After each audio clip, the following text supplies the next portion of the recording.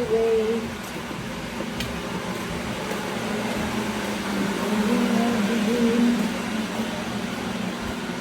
Ito na.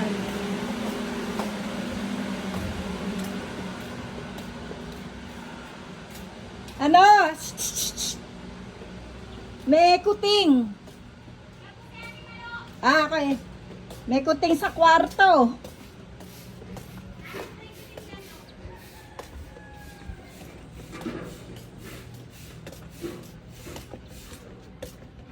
Ano yung bagong anak? Doon ang anak sa kama.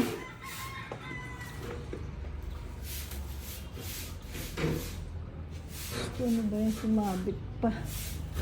Ay.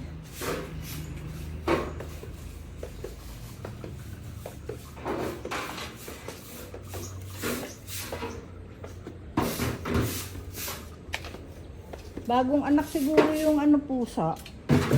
Bakit doon nag-ano sa kama? Sa ano daw nakita ni Ate Ed na yan nung ano dun sa R9. Nangahihin naman doon. Nung Sabado po. Baka ihian yung ano, bagong palit ata. Si ano si Mama. Dali ang utong halaman.